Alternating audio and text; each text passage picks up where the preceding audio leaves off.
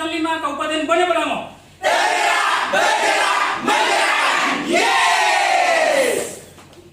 Yang saya hormati, ada 10 narasumber kita pada kesempatan kali ini, ya. 5 orang dari Bone Bolango, 5 orang dari Kota Gorontalo yang akan menyampaikan sebuah praktik baik dari program guru penggerak yang mereka telah lakukan, yang mereka telah implementasikan di kelasnya masing-masing. Nah, saya perkenalkan, saya bacakan namanya, kemudian berdiri.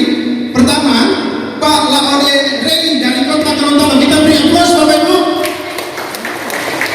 Berikutnya, Ibu Dewa Ayu Martini dari Bone Bolango. Selanjutnya, Pak Ismail Anabia dari Kota Gorontalo. Selanjutnya, Ibu Salma Abu Bakar Suku dari Bone Bolango. Berikutnya, Ibu Agnes Miriati dari Kota Gorontalo.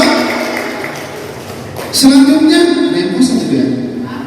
Pak Amran kemana Pak Amran? Pak Amran, oke, kita lewat dulu Pak Amran. Berikutnya, Ibu Milawati Eki dari Kota Gorontalo. Selanjutnya, Ibu Reni Diana dari Bone Bolango. Selanjutnya, Pak Risman Laia dari Kota Gorontalo. Dan terakhir, Ibu Windy Wartabone. Oke. Wah, ini Pak Amran ya, silakan Pak Amran. Nah, Bapak Ibu sekalian, sebentar nanti para narasumber ini akan menyampaikan paparan materinya selama 6 menit, ya. Kemudian secara panel akan dipaparkan. Bapak Ibu silakan melihat ya para paparan narasumber ini. Kemudian nanti ada sesi tanya jawab. Sesi tanya jawab sekitar 20 sampai 25 menit ke depan. Nanti setelah itu, setelah tanya jawab selesai, Bapak Ibu akan memberikan penilaian pada 10 narasumber ini dengan menempelkan sebuah sticky note nanti disediakan oleh panitia di papan plano. Nanti Bapak Ibu melihat performance dari 10 narasumber kita. Tanpa berlama-lama, ya, kita akan masuk pada paparan pertama dari CGP Kota Gorontalo, Bapak Laode Reni. Disilakan.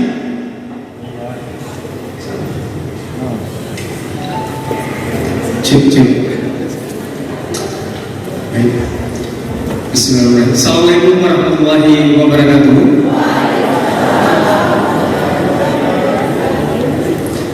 Yang terhormat Bapak Ibu tamu istimewa yang sangat luar biasa pada hari ini, yang saya cintai dan saya banggakan rekan-rekan calon guru penggerak angkatan kelima Kota Gorontalo dan Kabupaten Bone Bolango.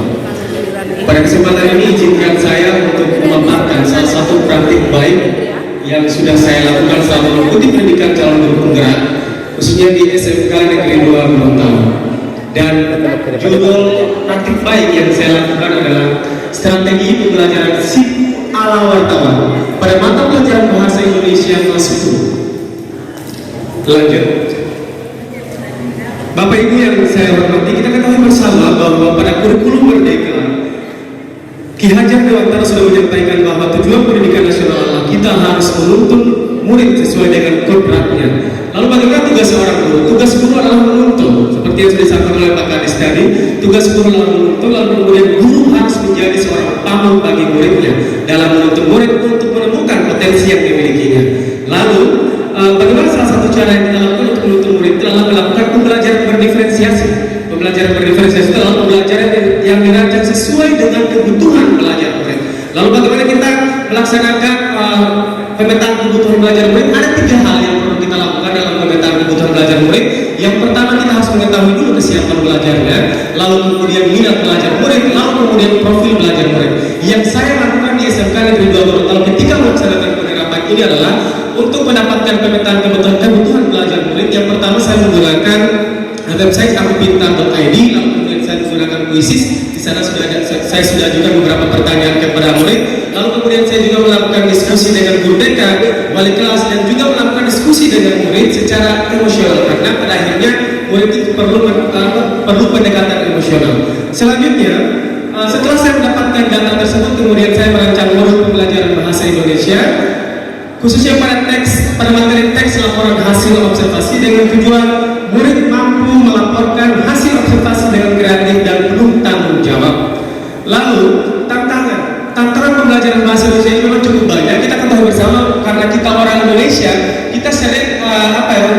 guru-guru pengajar bahasa Indonesia itu, siswa itu sering menganggap bahwa kita tidak perlu belajar bahasa Indonesia karena bahasa Indonesia itu ya memang kita orang Indonesia jadi tidak boleh belajar bahasa Indonesia, padahal itu pernyataan yang sangat keliru. Lalu kemudian guru juga seringkali merasa jenuh karena pembelajaran bahasa Indonesia itu berbasis teks. Lalu kemudian apalagi pembelajaran di siang hari ini juga membuat guru sering mengantuk. Lalu kemudian guru dituntut kreatif, ini yang paling penting, guru dituntut kreatif dalam mengelola pembelajaran. Lalu kemudian guru harus mampu menerapkan beberapa strategi dalam setiap aktivitas pembelajaran. Dan yang saya lakukan untuk mengatasi permasalahan tersebut atau tantangan tersebut adalah dengan menerapkan strategi pembelajaran siku ala wartawan. Strategi pembelajaran siku ala wartawan merupakan pembelajaran kontekstual kolaboratif antar mata pelajaran atau bisa dilakukan juga dengan satu mata pelajaran saja, khusus mata pelajaran bahasa Indonesia. Jadi kalau siku ala wartawan itu merupakan akronim dari siswa, C-nya siswa, lalu kemudian Q-nya kunjung, lalu kemudian A-nya amati, lalu kemudian L-nya laporkan, lalu kemudian wartawannya itu layaknya wartawan. Jadi siswa, kunjung, amati, laporkan, layaknya wartawan. Jadi seperti itu. Jadi dalam penerapan strategi ini mereka akan melakukan kunjungan, lalu kemudian mengamati dan melaporkan hasil pengamatan mereka yang bentuk laporannya sesuai dengan minat dan kreativitas murid. Sekali lagi, yang bentuk laporannya sesuai dengan minat dan kreativitas murid, sehingga bukan hanya aspek pengetahuan dan keterampilan yang terlihat, akan tetapi dimensi profil pelajar Pancasila akan nampak melalui aktivitas yang dilakukan murid selama proses pembelajaran dengan kolaborasi dan kreatif. Selanjutnya, dalam proses pelaksanaan saya pertama itu menggunakan teknik mindfulness yang menggunakan teknik stop. Ini juga yang saya dapatkan melalui pendidikan guru penggerak agar anak-anak itu bisa fokus. Karena di siang hari itu anak-anak itu kadang sudah seperti yang saya sampaikan tadi itu sudah sedikit ini ya. Lalu kemudian setelah saya menggunakan teknik mindfulness itu atau teknik stop itu anak-anak bisa fokus. Lalu karena teknik itu menguji anak-anak itu bisa tenang, saya tambahkan lagi dengan sedikit supaya anak-anak itu semangat lagi dalam proses pembelajaran. Jadi jangan sampai mereka tertidur pada saat proses pembelajaran. Lalu kemudian pada saat pelaksanaan pembelajaran yang pertama adalah diferensiasi konten.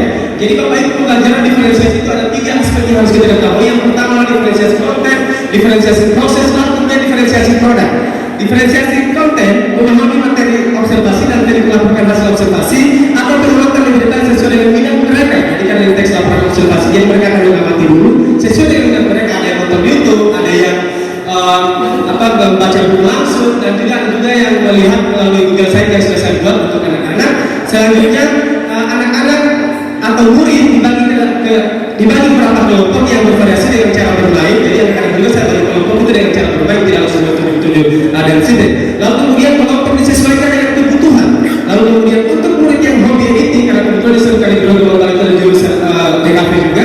Untuk murid yang hobi editing dan suka bermain gawai atau HP, ya siap.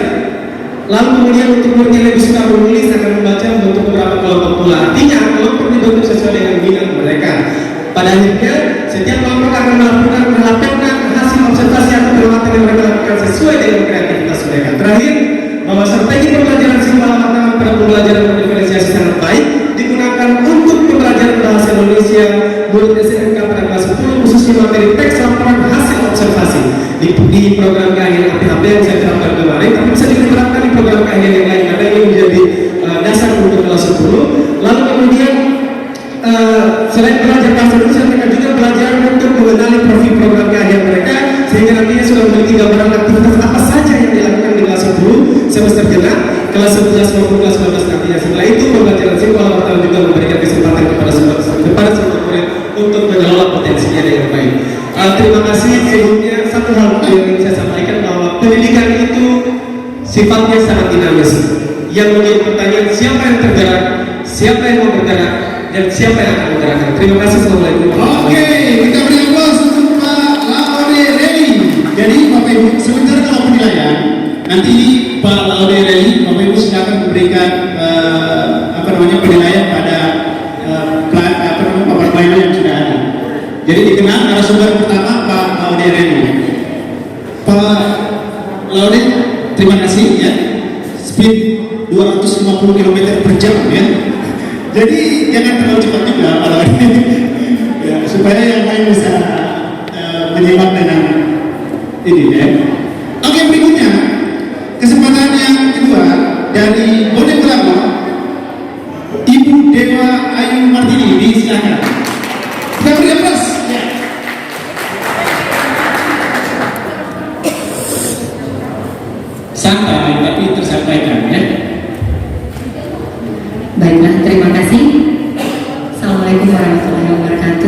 Waalaikumsalam. Swastiastu, Shalom, selamat pagi dan salam sejahtera bagi kita semua. Hadirin yang berbahagia, perkenalkan nama saya Dewa Ayu Martini dari SMK Negeri 1 Bulamo Utara. Jadi sekolah yang mungkin tidak begitu dekat, tidak begitu jauh. Ada kepala sekolah saya, ada juga wakasek kurikulum saya yang hadir hari ini. Terima kasih.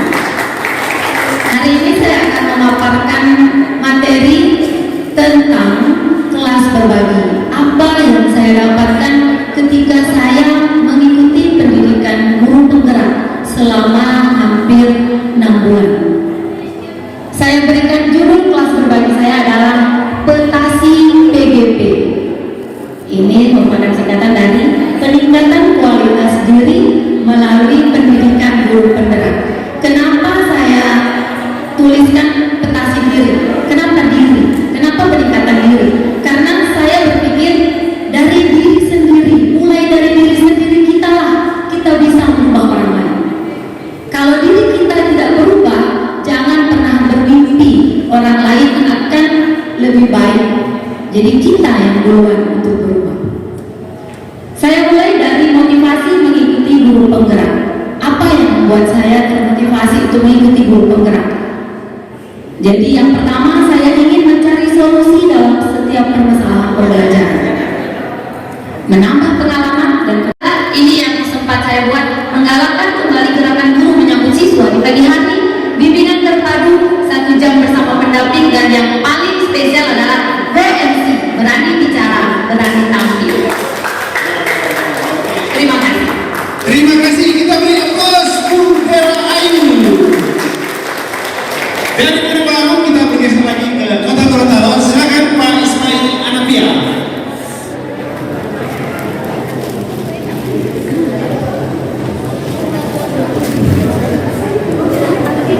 Assalamualaikum warahmatullahi wabarakatuh.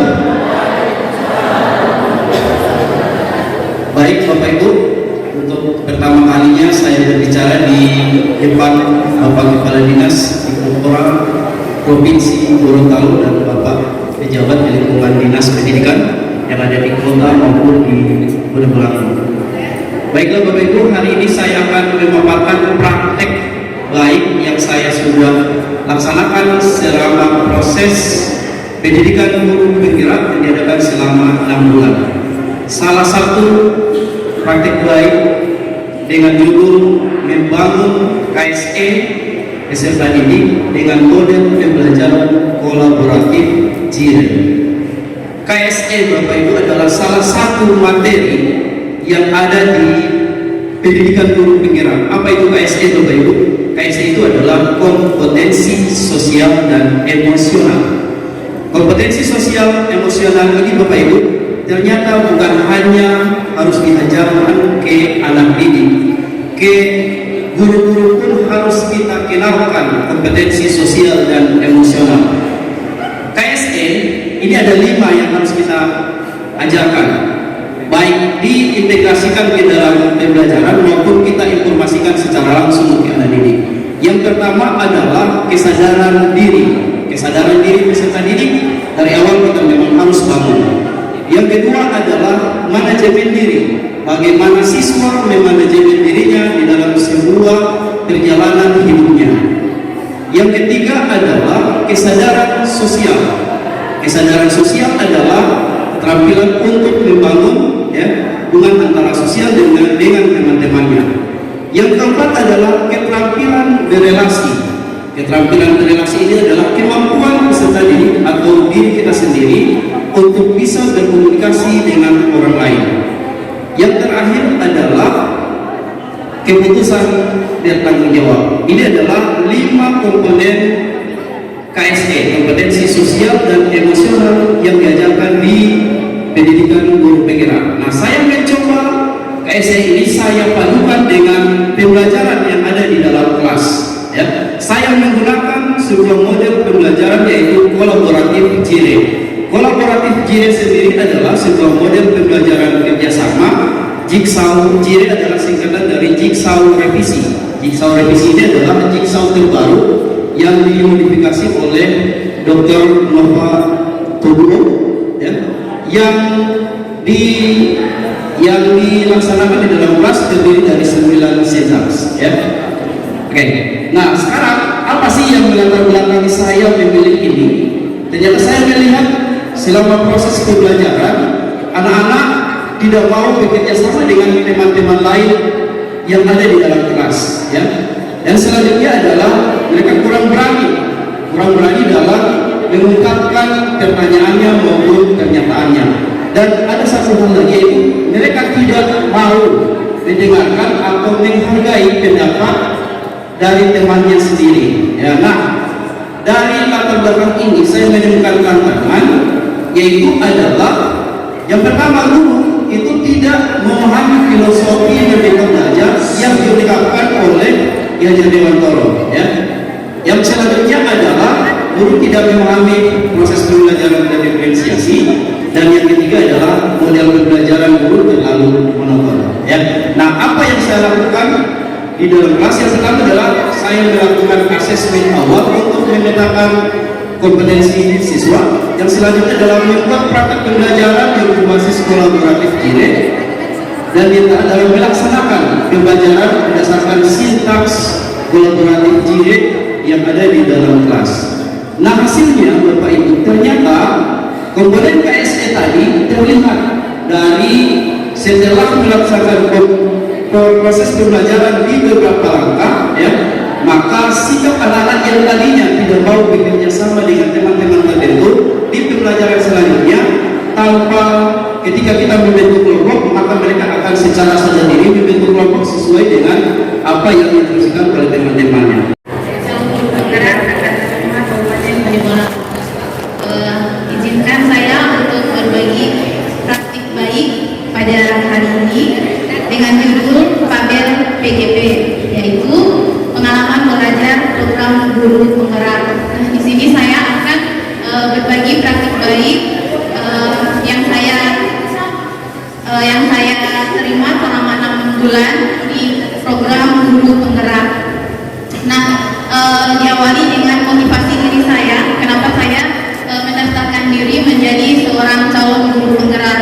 Nah, untuk menjadi seorang calon guru penggerak ini, saya memiliki tujuan. Motivasi saya adalah untuk mengembangkan kompetensi yang ada di dalam diri saya dan untuk menambah wawasan saya demi untuk menambah wawasan untuk kemajuan pendidikan. Nah, saya adalah seorang guru SD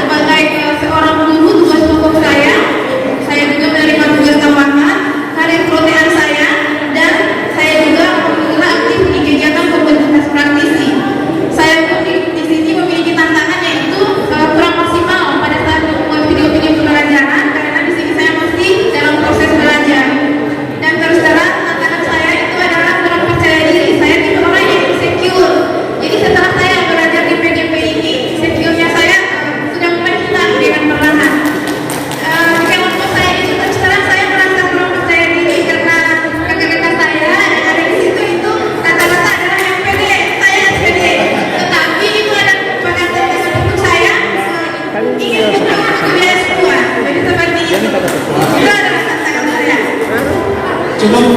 Ya, terima kasih. Assalamualaikum warahmatullahi wabarakatuh. Baik, Bu Salma, tadi itu buku itu siswa yang ini ya? Wah, ini Bapak Ibu buktinya. Oh, sudah dikasih ke Ibu Teci ya. Jadi kasih siswa ya? Oke, terima kasih. Beri aplaus untuk Ibu Salma. Selanjutnya, Karena saya tersentuh dengan satu kata ada, yaitu menuntun peserta didik sesuai kodrat zaman dan kodrat alam.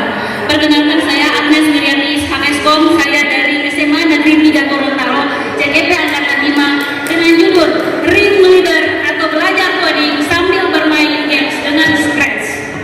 Bapak Ibu, sebagaimana kita ketahui, di tahun 2020 Indonesia terjadi pandemi. Secara tidak langsung proses pembelajaran tatap muka berubah menjadi daring, di mana daring memaksa peserta didik dan guru untuk menggunakan HP atau laptop. Tetapi makin hari penggunaan gadget bagi peserta didik sudah tidak dapat kita toleransi lagi. Bapak Ibu belajar mengajar di kelas, peserta didik asik dengan gamesnya. HP hanya menjadi bagian dari games, nonton atau sharing status di HP, tetapi bukan menjadi bagian suatu proses pembelajaran. Dari proses seperti ini, saya sebagai guru informatika merasa bagaimana saya mengubah posisi peserta didik yang tadinya games dan HP untuk digunakan menjadi permainan, tetapi saya mengajak peserta didik games tersebut harus saya manfaatkan menjadi suatu produk hasil dari peserta didik yang dapat diikutsertakan dalam suatu event-event nasional. Tetapi dalam program ini saya mengalami beberapa permasalahan. Salah satunya adalah penguasaan teknologi yang masih rendah serta tidak kompatibelnya perangkat dengan aplikasi karena kami menggunakan coding.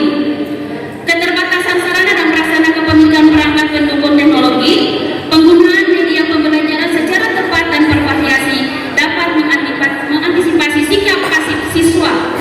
Makin banyaknya fitur games online yang diminati siswa, banyak siswa yang belum mengenal aplikasi pembuat games dengan coding. Strategi dari pemecahan masalah ini, Bapak Ibu, saya dengan tim IGS dan MGMP Informatika rangkum bagaimana atau materi apa yang bisa anak-anak buat untuk menciptakan suatu games. Saya ingin ciptakan anak-anak untuk membuat games, bukan bermain games, tapi saya ingin ciptakan anak buat games. Yang kedua, membangun minat belajar siswa. Karena kenapa Bapak Ibu saya ingin belajar membangun minat siswa? Karena Bapak Ibu ketahui kami sebagai guru bertengkar atau membendung semangat siswa itu menggunakan HP hanya sebagai media bermain games. Selanjutnya, memperkenalkan aplikasi coding dengan penyajian yang unik, persiapan belajar dengan menciptakan suasana kelas yang nyaman bagi guru dan peserta didik itu sendiri.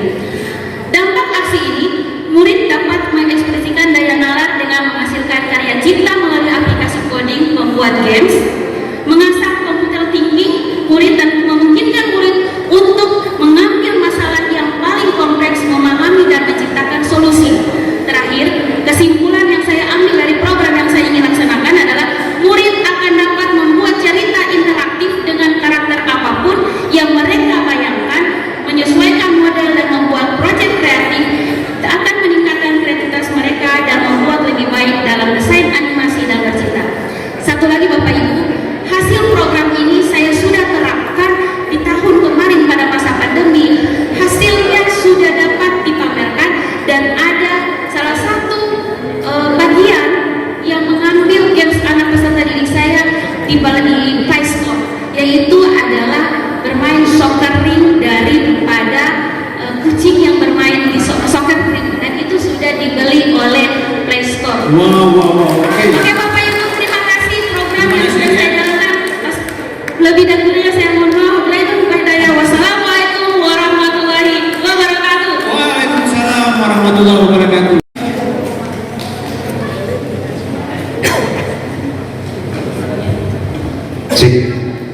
Bismillahirrahmanirrahim. Assalamualaikum warahmatullahi wabarakatuh. Yang saya hormati Bapak Kadis Pendidikan, Kebudayaan, Pemuda dan Olahraga Provinsi Gorontalo. Perkenalkan, saya Muhammad Amran, asal sekolah SMA Negeri 1 Bone Pantai, guru yang berasal dari daerah pesisir, dan program yang saya bangun di dalam setelah mengikuti pelatihan guru penggerak, yakni mengembangkan kreativitas murid melalui karya ilmiah remaja, dan merupakan program unggulan bersama Ibu Kepala Sekolah saya, kebetulan beliau hadir di sini, Ibu Nurani Usman, SPD NPD. Latar belakang sebenarnya program ini kami bahas bersama Ibu Kepala Sekolah, itu merujuk dari visi yang dicanangkan oleh Ibu Kepala Sekolah kami pada saat itu, yakni terwujudnya sekolah ceria dan berbudaya, yakni cerdas, elok, religius, inspiratif, dan aman. Nah, berangkat dari visi ini, kemudian kami menyusun sebuah program yang sangat strategis, yakni karya ilmiah remaja, dengan tujuan melihat latar belakang siswa kami yang masih sebenarnya sangat kurang dalam pemahaman terkait penulisan karya ilmiah remaja atau sebuah karya ilmiah. Nah, inilah yang akan kami bangun bersama dengan kepala sekolah, dan program ini sebenarnya kami sudah jalankan secara bersama dengan menghadirkan narasumber-narasumber yang kompeten. Salah satunya kemarin adalah Bapak Bobi Agani. Tujuan utamanya ialah memberikan kesempatan seluas-luasnya kepada murid kami untuk bisa meningkatkan kemampuan mereka di dalam menyusun sebuah karya seperti itu. Tujuan utama dari program karya ilmiah remaja ini itu ada 3. Yang pertama ialah bagaimana kita bisa mengembangkan kemampuan peserta didik terkait kreativitas dalam menghasilkan sebuah karya ilmiah. Nah, ini sejalan dengan visi yang dicanangkan oleh sekolah kami. Yang kedua, yakni sebagai salah satu wadah untuk membangun dan menumbuhkan kesadaran murid bahwa ternyata pemahaman akan karya ilmiah itu sangat penting dan menjadi tantangan siswa kami ke depan setelah keluar dari sekolah atau lulus dari sekolah kami. Dan yang ketiga, yakni mampu melatih keterampilan dasar murid dalam meneliti dan menulis. Itu 3 tujuan utama dari program karya ilmiah remaja yang kami buat di lingkungan sekolah. Namun dari sebuah program yang kita susun pasti ada sebuah tantangan yang akan kita hadapi. Nah, tantangan yang paling dominan kami hadapi ialah bagaimana membangun kesadaran positif murid akan pentingnya teknik penelitian dan penulisan karya ilmiah. Dari tantangan yang luar biasa ini, kami bisa menghadapi sebuah tantangan dengan cara satu hal yang yakni membangun kolaborasi dan sinergitas yang baik, mulai dari unsur pimpinan sekolah dan rekan sejawat yang ada dalam lingkungan sekolah serta murid, orang tua murid. Ini yang kami bangun bersama-sama sehingga tantangan-tantangan yang selama ini kami hadapi secara bersama di lingkungan sekolah dalam mengembangkan program karya ilmiah remaja ini itu bisa kita laksanakan. Adapun hasil yang bisa kami harapkan, yang pertama ialah bagaimana kesadaran dan keinginan murid akan pentingnya sebuah kemampuan dalam menyusun karya ilmiah itu sudah bisa kami saksikan secara langsung. Murid-murid kami sekarang ketika diberikan tantangan bahwa mari kita melakukan penelitian atau pengkajian sebuah masalah, mereka sudah semangat untuk melakukan penelitian. Yang kedua, yakni terwujudnya program sekolah terkait pembelajaran yang menghasilkan lulusan yang berkualitas tinggi. Ini sesuai dengan visi yang dibangun oleh kepala sekolah kami. Dan yang ketiga, yakni hasil karya murid ke depan ini bisa dibawakan pada forum-forum ilmiah baik lingkup kabupaten, lingkup provinsi maupun skala nasional. Ini menjadi sebuah harapan yang luar biasa bagi kami, karena bukan berarti kami berasal dari pesisir kemudian kami tidak bisa memunculkan sekolah dan identitas kami. Ini menjadi sebuah harapan besar buat kami semua. Terima kasih. Kurang lebihnya mohon dimaafkan. Assalamualaikum warahmatullahi wabarakatuh. Waalaikumsalam warahmatullahi wabarakatuh. Paman karya ilmiahnya sudah jadi ya? Ada ya dari siswa? Oke, sebentar proses. Oke. Baik, selanjutnya ya, oke. Silakan Bumila.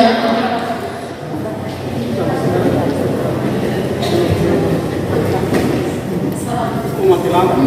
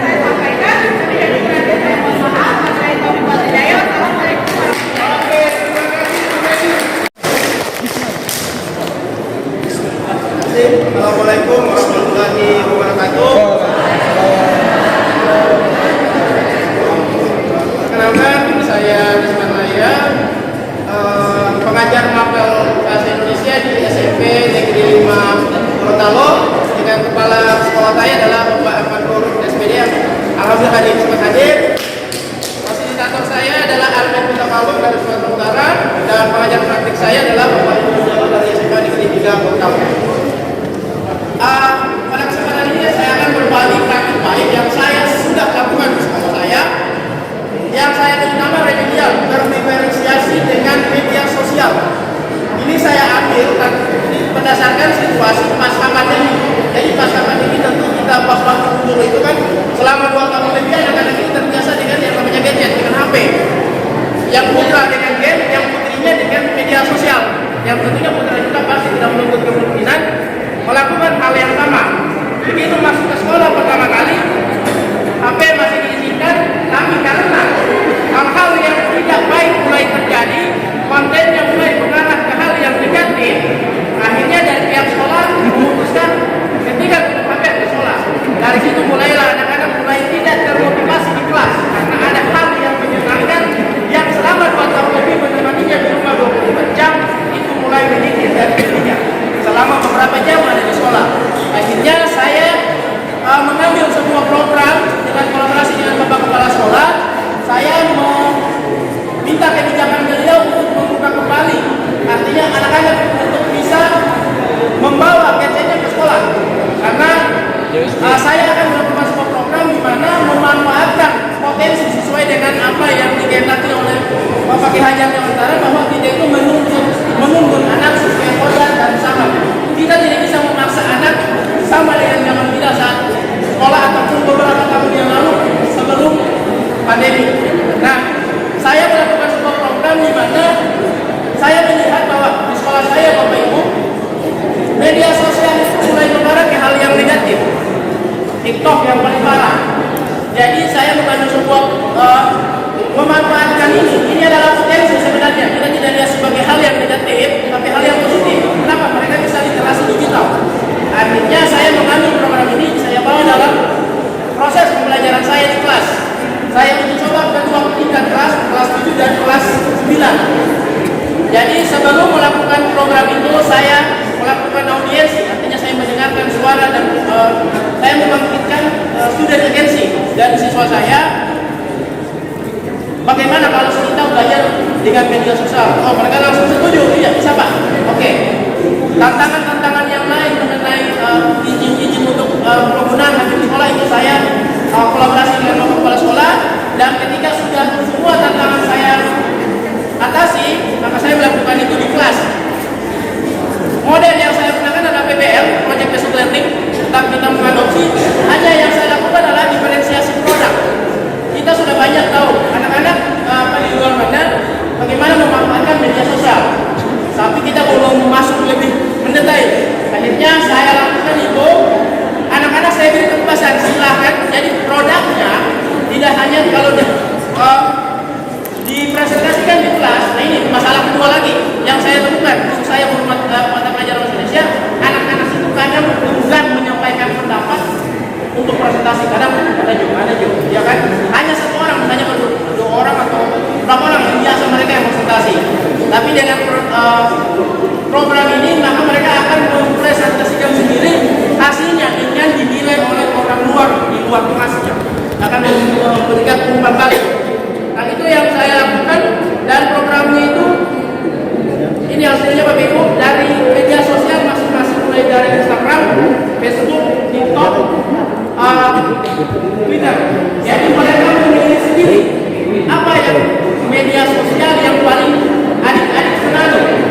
Jadi saya memberikan kesempatan mereka lakukan apa yang kamu senangi, tapi kita arahkan itu ke hal yang positif. Akhirnya ada satu ini kan biasa kalau kita hanya menonton, tapi mereka membuat sendiri. Ini ada audionya, sebenarnya ada audionya, karena ini tangkapan layar. Jadi ada audio. Jadi misalkan kita temukan kalau ada satu media sosial, kita temukan meme, kemudian ada lagunya kan untuk sebagian satu. Karena ini mereka buat sendiri, Bapak Ibu, mereka cari audionya sendiri. Ini materinya adalah puisi. Jadi ada 2 materi yang saya lakukan untuk program ini. Yang pertama adalah pertama adalah teks deskripsi. Yang kedua adalah puisi. Puisinya saya menggunakan strategi puisi akrostigon. Sebelum tipe ini siapa DP nama? Teguh Dewa. Enggak, yang mana? Yang keberapa sih? Yang keberapa sih sebelum ini? Sebelum ini, Buren. Reni Diana dulu. Dia dari mana? Boleh berlangsung SD. Hasil karya anak saya, kalau mereka tuliskan biasanya bilang, jadi akan tersimpan di akun saya, dan itu juga menjadi suatu hal. Jadi di dalam setiap buku mereka itu akan ada hal-hal positif yang mereka selalu bagikan. Jadi kalau untuk yang deskripsi ini, jadi mereka saya silakan kalian ambil atau pilih satu tentang terserah apa yang kalian senangi. Kemudian kalian ini untuk kelas 7. Jadi mereka mendeskripsikan. Kemudian mereka akan menerima umpan balik. Jadi saat belajar itu yang memberi umpan bukan hanya saat belajar, tapi ada dua. Kemudian mereka dari sekolah lain, mereka akan memberikan umpan balik. Ada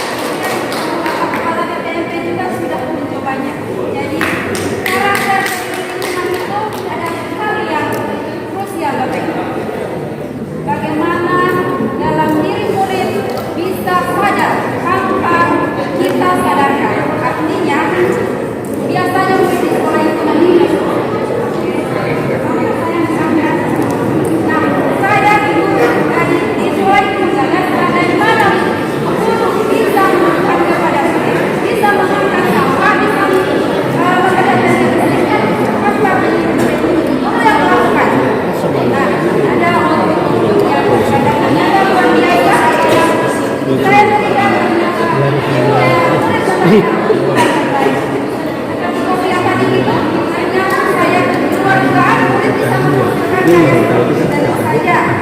terlepas dari orang tua, dari rekan guru. Dan ini bukan hal yang mudah, tentu saja akan menjadi program sekolah yang insya Allah akan sistematis sehingga benar-benar kesadaran itu tumbuh di hati anak-anak kita. Bahwasanya hanya lewat cara mungkin tidak bisa berhasil, tetapi realitasnya kita sebenarnya kita fokusnya bahwa anak-anak daripada terjemaah dan tugas kita pada hidup ada berlanjutkan dari